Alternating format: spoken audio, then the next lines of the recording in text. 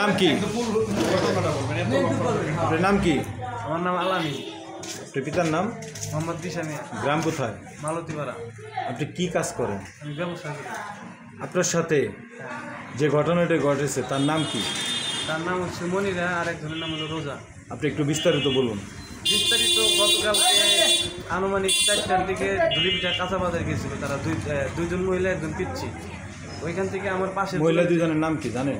জানি, একজনের নাম মনিরা, একজনের নাম রোজা, আর পিচ্ছির নামটা আমি জানি না।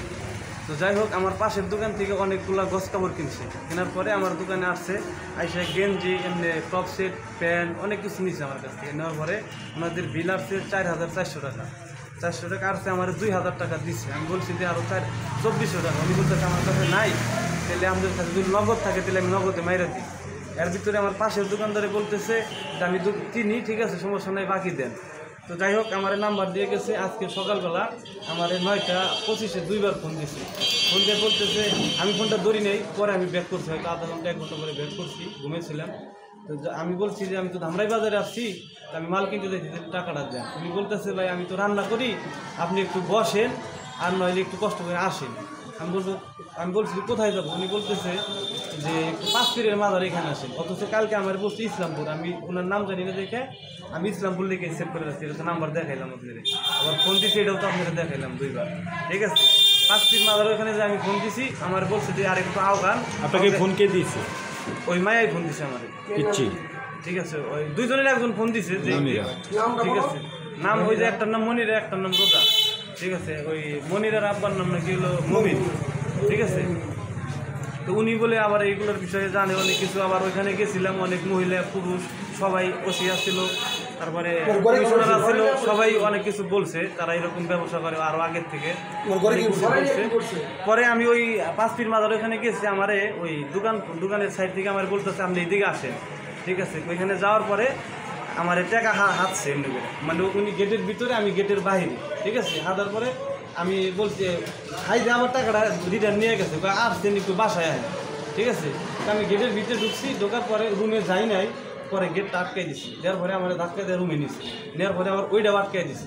দেওয়ার পরে আমার এই পকেটে 65,000 টাকার একটা পেটি ছিল, আর আমার মানি ব্যাগে 2970 টাকা ছিল, এগুলা নিচ্ছে। নেওয়ার পরে আমার দরজা বাড়ি দিচ্ছে, খাবার দিচ্ছে। দরজা বাড়ি কে দিছে? ওই 2টা ছেলে ছিল। ছেলেদেরকে চিনতে পারছেন? না, এমনি দেখলে চিনতে পারবো, তাহলে বোঝা যায় এটা একটা সিন্ডিকেট ব্যবসা তাদের, ঠিক আছে। বাড়ি কোথায়? এটা কোথায়? এটা হচ্ছে 5 পীর মাজারের সাথে। বাড়িওয়ালার নাম জানেন? বাড়িওয়ালার নাম জানি না, কিন্তু ওই মেয়ের নাম হচ্ছে মনিরা, মেয়ের সেটা তো বৃষ্টি। তারপরে তো যাই হোক, এখন আমি মনে করেন যে এই যে আরে ফোন দিছি, তো আমার ফোনটা আটকাইছে। কাকে দিয়েছেন আপনি? আমার এই যে বাইরে ফোন দিছি। নাম কি? কবির তার নাম, ঠিক আছে। আমি ফোন দিছি, আমি তো একটা সমস্যার ভিতরে আছি। মারধর করার পরে আপনার কাছে কে টাকা দাবি করছে? হ্যাঁ, ওই 65,000 আর ওই মানি ব্যাগে ছিল 2970 টাকা, এটি তো নিছেই। নেওয়ার পরে আমার ফোনটা আটকাই বলছে যে ফোন দে। পরে আমার স্বাস্থ্য বাইরে ফোন দিছি, বলছি যে আমার যেমনি পারেন টাকা সুদি পারেন, কিডনি বেচতে পারেন, যেমনি পারেন টাকাটা ম্যানেজ করে। কত টাকা? পরে শুনেন, পরে আমি 2,000 টাকা উনি ব্যবস্থা করছে। ওই মেয়ের হলো নগদ আছে, পরে নগদে 2,000 টাকা বেড দিছে, 2,000 টাকা মারছে। মারার পরে আবার আমার ফোনটাও রেখে দিচ্ছে, আসার সময় ফোনটাও দেয় নাই। তো আমি যখন বের করে দেয়, ওইখানে ওই বাসায় মহিলা ছিল, ওনারাও দেখছে, আশেপাশের লোকজনও দেখছে। চিৎকার চেঁচামেচি করছিলেন? ঠিক আছে, না চিৎকার আমার কথা যদি একটু জোরে কথা বলি তাহলে ওরা মায়ের বেশি দেয় আমার, ঠিক আছে। এরপরে আমি আওয়াজ টাওয়াজ করি, আমি টাকাটা দিয়ে চলে আসছি। আসার পরে আমি থানায় আসছি, এখানে ওসি নিয়ে গেছিলাম, ওসি সব অভিযোগ ছাড়া ওখানে গেছিলো।